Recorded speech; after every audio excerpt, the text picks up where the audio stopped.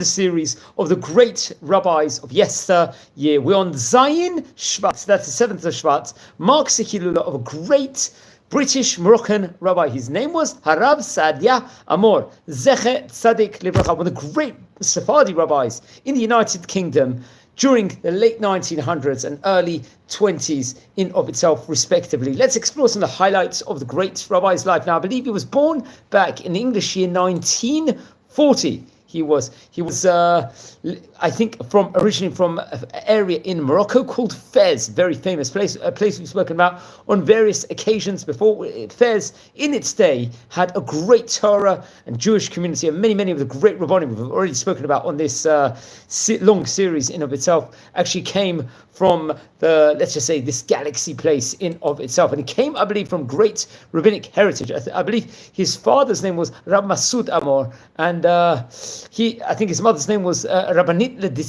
Amor, also, which is very interesting enough. He actually, what's interesting is he came from very great rabbinic heritage, especially on his father's side, on the grandmother line in of itself. Happened to be, there was a famous rabbinic dynasty of the Ibn Danan family. We've already related over, especially videos on Rabbi Shlomo Ibn Danan, Rabbi Yehuda Ibn Danan, many great rabbis of many chains of years, great chachamim in Morocco. He actually descended from that specific line in of itself through his grandmother, I think from his father's side, famous rabbinic family of Danan in himself. So I believe he was the second born son, and he was born in the year 1940. So it's actually interesting. I think he was actually named Rabbi Saadia Danan after he had great ancestors. I had the name Saadia also, which is interesting enough. And he was named, let's just say, at the time when he was given the name, because of the great ancestor, there was let's say a hint of Ruach HaKodesh that he would become a great rabbi, and he very much became a great famous Dayan and really made his mark in British UK jury, internationally also, very much it has to be said within regards to that. Now, he would he was approximately 16 years of age, I think around the year 1956, if I'm not mistaken. He would actually move to the famous Sunderland yeshiva over there. I think he was previously beforehand in Morocco in a yeshiva in Tangier, another place we've spoken about on various occasions. And in Sunderland, let's say Sunderland at that point in time was one of the most famous yeshivot in the whole of United Kingdom.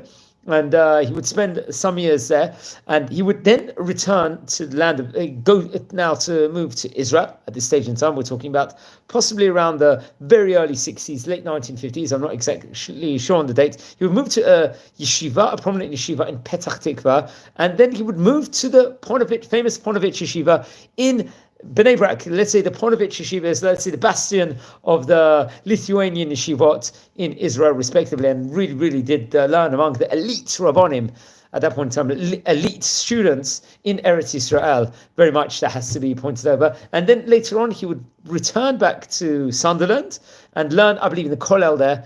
And I think among his let's say the Chabur of great students at that point in time included the famous Dayan Ehrentreu and many other great rabbis and Dayanim that would make their huge imprint in British Jewry in of itself at various different times. Now, he got married. His wife's name was Rabbanit Esther. She, very interestingly enough, and I think she actually came from an Ashkenazic background. So it was quite interesting how this came about. And he very much would take on various different positions. I believe his wife's family's name was Posenheimer, if I'm not mistaken. So so I think they got married at that stage in time. And he would work for, I believe, various different Bet Dins in the United Kingdom, including Manchester Bet Din and the Leeds Bet Din. It was reported over for many years he will deal within regards to the kashrut field, take various different important roles in that place, those various places. But at the same time, he will be in Manchester, the rabbi of a Sephardic congregation.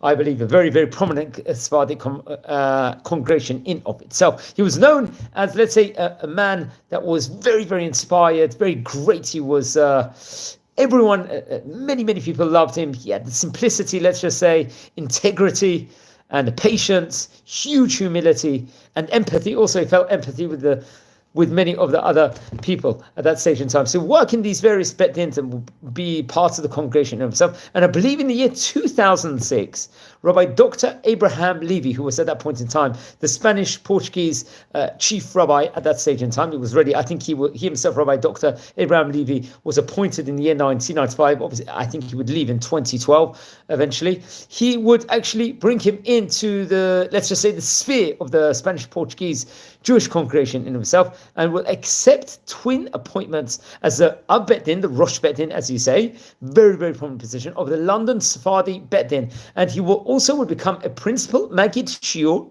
of the famous Montefiore Semicha course, a rabbinic training program in of itself. And this is a program that has produced many, many top quality rabbis all throughout the United Kingdom, and many of these rabbis will take prominent positions even globally in of itself. I think the Montefiore Kollel at that point in time was embarking on let's say a huge mission to not just produce great next generation Sephardi Rabbanim, but also Ashkenazi Rabbanim for especially the English speaking community. And many of them take prominent roles in of itself. So it's actually interesting. Dayan Amor was reported over to have some very rare but unique and incredible abilities in order to, let's say, educate the wide varying sphere of students that there was. And he was very, very much recognized for this, and he was made a huge imprint on this incredible kollel and London in of itself. He gained the respect of various different dayanim all throughout the capital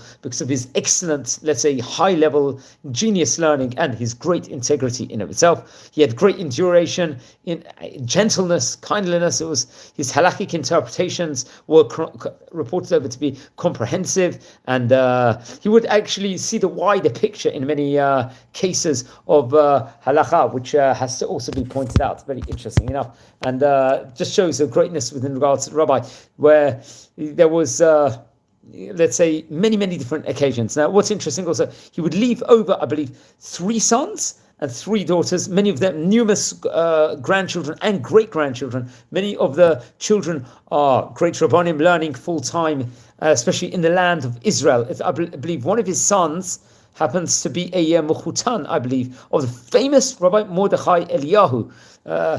Interesting enough, we know Rabbi Mordechai Eliyahu was a former chief rabbi of Israel, very, very great rabbi, and very much, probably arguably one of the most famous rabbis in of itself. I think his son's name was Rabbi Daniel Saadia, and that has to be pointed out. And he was reported to have been an expert with regards to code of Jewish law, Shulchan Aruch respectively, and he knew very, very much a huge grasp within regards to it. He was working in the kashrut field, I believe, in the London Bet Din, especially, I think, also dealing with matzot, let's just say, for example, in Pesach.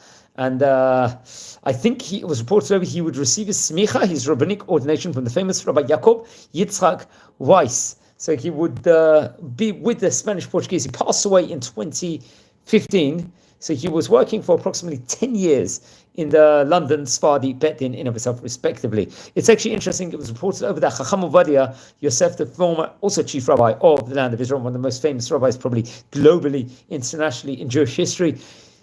One time it was reported over someone would come to him for a she'elah, someone from the United Kingdom, and said, "You're coming to me for a she'elah? You've got Dayan Saadia Amor." So it just shows that he was held at very high esteem internationally from the top Rabbanim in of itself. And obviously he would teach towards the end of his life in the Montefiore Kollel. I believe he taught rabbinic students also in Manchester. It was reported over. He would also spend some years, a part of the years, his remaining years, I believe, of his life, like short windows of times, also in the city of Bet Shemesh in Israel, where I think he's got many descendants living presently at this point in time. So Zion Shvat, the 7th of Shvat, marks a great Dayan's Hilula, Rabbi Saadia Amor.